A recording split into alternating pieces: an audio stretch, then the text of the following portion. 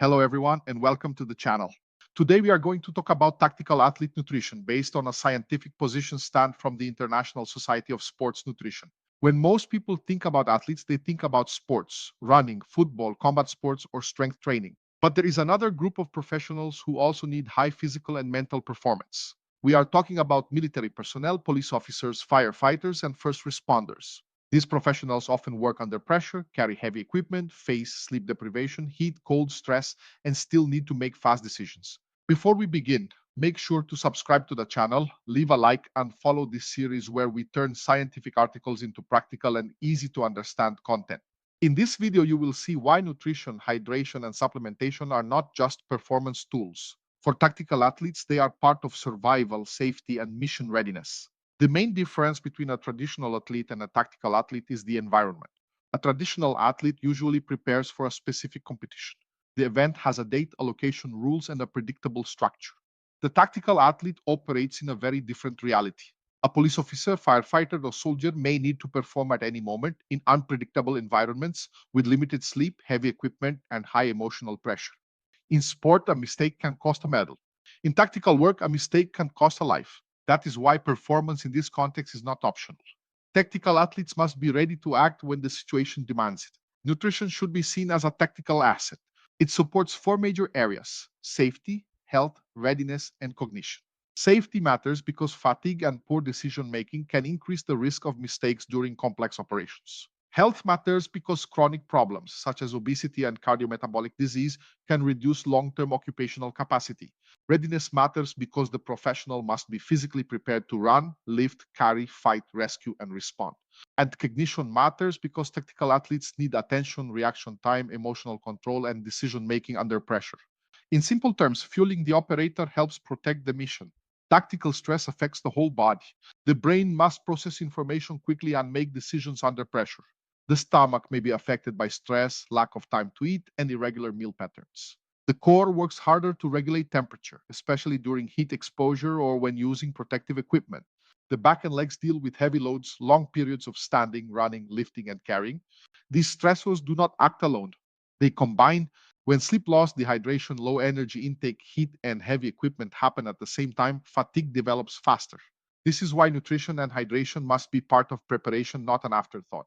One of the major problems discussed in the article is the energy deficit. During military operations or intense training periods, energy deficits can become very large, sometimes reaching thousands of calories per day. This happens when the body spends much more energy than the person is able to consume. The result is not only hunger. The result can include loss of body mass, muscle degradation, impaired recovery, increased injury risk, worse mood, reduced vigilance, and weaker logical reasoning. For a tactical athlete, this is serious. If the body does not receive enough fuel, performance decreases. And when performance decreases in a mission, safety can also be compromised. The article also reinforces the importance of macronutrients. Carbohydrates are important because they provide energy for prolonged and intense work. They also help support brain function during high-pressure situations. Protein is essential for preserving muscle mass, especially during intense training, recovery, or periods of energy deficit. Fats also play an important role in total energy intake and general health. But the key message is this: there is no single diet for every tactical athlete. Nutrition must be adjusted according to the mission, the environment, the workload, the equipment, and the individual needs of the professional. The goal is not just to eat. The goal is to fuel performance and protect readiness. Hydration is one of the most important points in tactical performance. Even a small decrease in body water can affect physical and cognitive performance. This becomes even more important when the professional uses heavy protective equipment. Protective gear is necessary, but it also traps heat, limits sweat evaporation, increases core temperature, and accelerates dehydration. The brain may suffer through reduced vigilance, slower reaction time, and impaired decision making. The body may suffer through cardiovascular strain, fatigue, and increased risk of heat stress. That is why tactical athletes should not wait until they feel thirsty. Hydration must begin before the mission, continue during activity when possible, and be restored after the operation. The article also discusses supplements that may support cognitive performance. Caffeine is one of the most relevant examples. It can improve alertness, attention, reaction time, and help reduce the negative effects of sleep deprivation. But caffeine must be used carefully. Too much caffeine or caffeine too close to bedtime can harm sleep and increase unwanted effects. Omega-3 fatty acids may support brain health, recovery, and resilience to stress. L-tyrosine is discussed as a possible tool for preserving cognitive processing during stress, cold exposure, and demanding situations.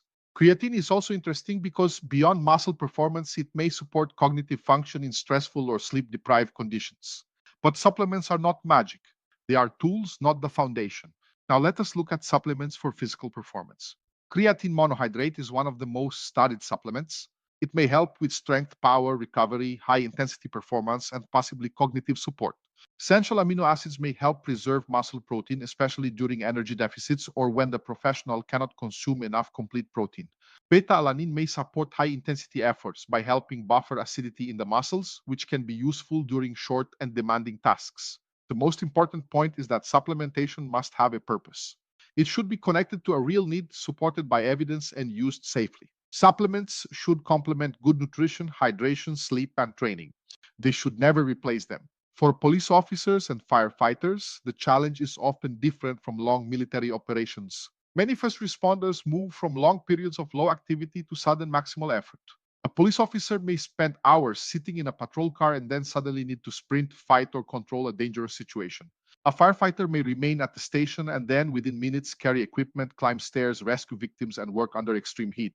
This sudden change places high demand on the cardiovascular system. That is why long-term health is essential. For first responders, cardiometabolic health is not just a medical topic. It is part of operational protection. This pyramid summarizes the main message of the article. At the base, we have health, fitness, and body composition. Without this foundation, the risk of disease, injury, and poor performance increases. In the middle, we have energy, hydration, and recovery. This includes enough calories, protein, carbohydrates, fluids, electrolytes, and sleep. At the top, we have strategic supplementation. Caffeine, creatine, amino acids, omega-3, and other supplements may help, but they cannot compensate for a weak foundation. The logic is simple. Optimize from the ground up. First, build health. Then fuel and hydrate. After that, use supplements strategically. The final message is simple. Fueling the operator is part of protecting the mission. Tactical athletes face physical stress, mental pressure, environmental challenges, sleep loss, heavy equipment, and rapid decision making.